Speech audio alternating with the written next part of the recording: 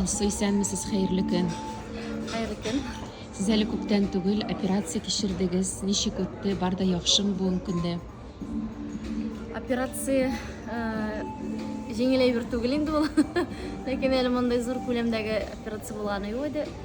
Хәзер инде Аллага шөкер рәтләнеп хәлләнеп киләм. Гел йөгереп йөргән кешенең шулай өйдә утыруы һәм иде эшсез утыруы сәеррәк икән миңа. Ну, Алла бирсә, якка басам, Алла бирсә, бар да яхшы була. Кайсы җирегезгә операция ясаттыгыз? Алсы серме? Әллә инде сөйләдегезме? Без күрми калдыкмы, ишетми калдыкмы? Юк, ул турыда сөйләмәдем. Пока ул турыда сөйлисем килми. Берничә урыныма операция булды. Шуңа күрә озакрак кына сузылды. 5 сәгать булды. Шул турыда әйтә алам. Терелеп беткәч сөйләрмен. Ярый, Алла бирсә, бар да яхшы булсын. Икенче сорау, әле күптән түгел сезнең гаиләгездә шундый авыр кайгы, Азатның әтисе китеп барды һәм бу кайгыны Азат ничек кичерде? Бу хәл безнең бөтенебезгә дә барып җитте. Әлбәттә, кайнатан булса да, ул миңа үз әтием кебек якын иде, чөнки безнең аерым бер связь иде. Әтиенең үлеп китүе безнең өчен шул кадәр көтелмәгән хәл булды.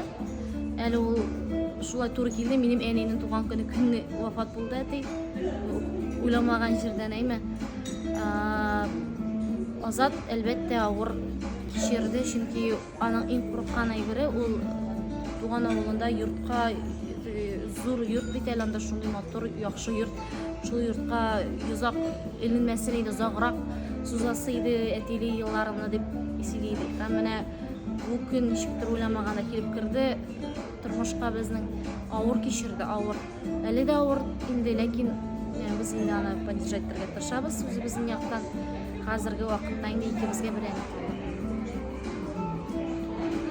Сезнең соңгы арада я гастрольләр, я бизнес буенча башка шәһәрләрдә йөрисез, башка районнарда. Менә балама тиешлечә вакыт бүлә алмыйм дип борчылмыйсыңмы? Әлбәттә, бу Зифа бит әле бәләкәй кечкенә.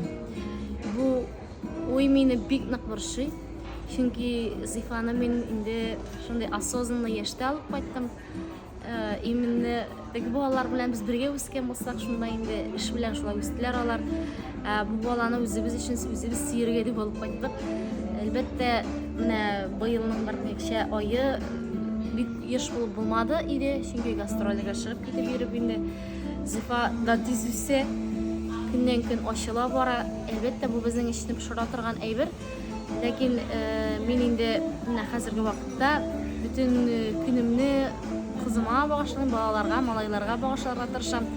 Күбрәк алар янында булам. Әлбәттә, безнең араны тагын да якынайта балалар белән, бу сизелә.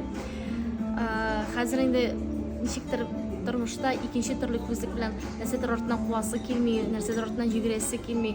Менә хәзер бүтән әйберне тәмләп, яратып, һәрбер мизгелне кадерләп яши торган вакыт җитте. Белмим, менә шушындый осознанно чор килеп җитте.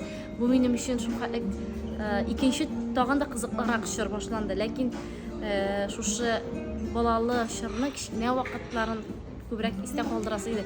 Телефон тулган Зифа белән минем видео фотолар. Ихлас җавап бару өчен зур рәхмәт, Алсу. Бар да яхшы булсын. Яраларыгыз дип әйтимме, төзәлеп бетсен. Эзләре калмасын. Үзегезне яхшы хис итегез, сәламәт булыгыз. Рәхмәт.